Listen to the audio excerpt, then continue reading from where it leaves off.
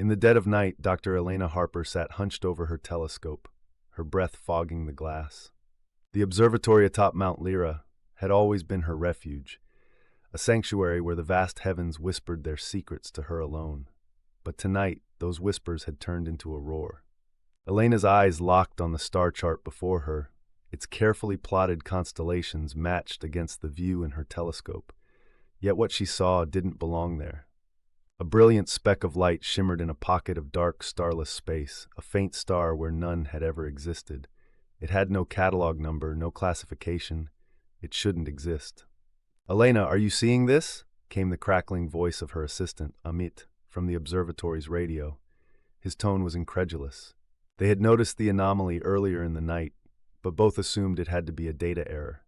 Now, after hours of recalibrating the equipment, the star remained. Impossibly present, impossibly bright. "I see it," Elena whispered, her stomach tightening with unease. "It's real." She adjusted the settings on the telescope, zooming in further. The star pulsed faintly, almost rhythmically, as though it had a heartbeat.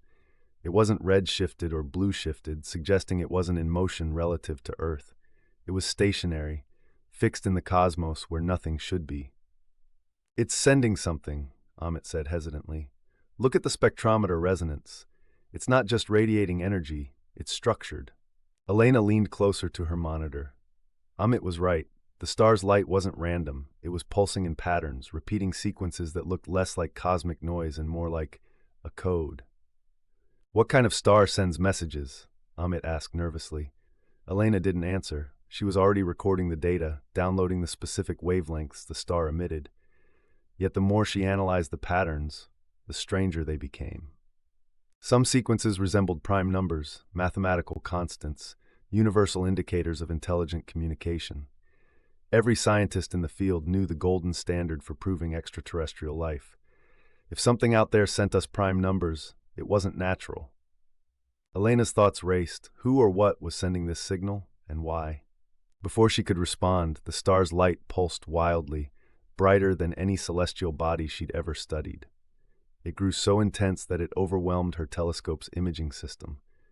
Then, as suddenly as it had flared, the light dimmed, and the star disappeared. She froze, staring at the blank sky where the anomaly had been. Amit cursed through the radio. "It's gone," he said breathlessly. "It just vanished." Elena's pulse raced. "We've got the data," she said quickly.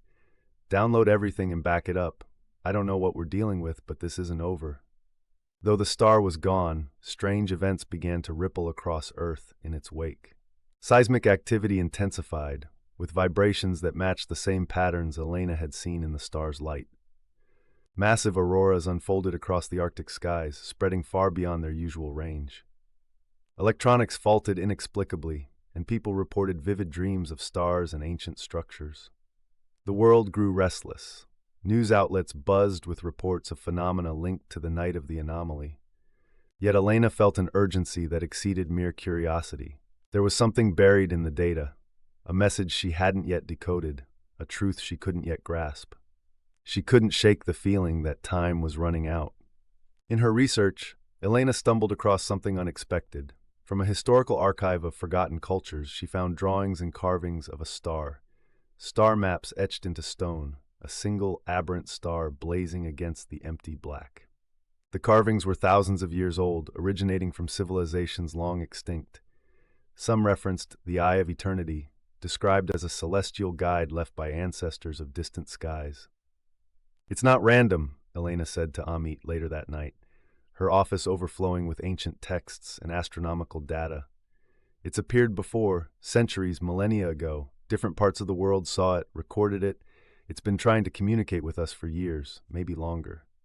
"These civilizations," Amit said, pointing at the weathered stone carvings on her desk, "they all disappeared, buried by time, wiped from history. What if we're next?" Elena didn't answer. A knot of dread formed in her stomach. The planet's strange occurrences felt less like random chaos and more like a warning. Whoever had left the star, she realized, had known humanity would come to this moment, on the brink of unraveling its own origins and purpose. Days passed, and the cosmic signals intensified. Elena worked without sleep, frantically decoding the data. It wasn't language, she realized, but a blueprint, a set of spatial coordinates paired with instructions she couldn't yet comprehend. On the final day before another predicted celestial anomaly, a sudden spike in atmospheric disturbances, Elena cracked the code. It's not just a location, she realized, her mind racing with the possibilities. It's a map to something out there, something orbiting near Alpha Centauri. Elena presented her findings to an international coalition of scientists, urging immediate action. We don't have much time, Elena told them. The signal is fading. If we lose it, we might never get it back. And on an experimental mission, humanity sent its first probe with the decoded map, aimed at the coordinates left behind by the vanished star. Humanity's journey had begun, reaching out into the vast unknown, driven by a mysterious star's message and the hope of understanding their place in the universe. They didn't know what awaited them, whether it was salvation, warning, or revelation. But one thing was certain. The star's message had transformed the way they saw themselves, fragile, brilliant creatures under a vast and ancient sky. Above Mount Lyra's observatory, Elena gazed into the night where the star had once burned. It was gone now, but its memory lingered. Humanity was no longer alone.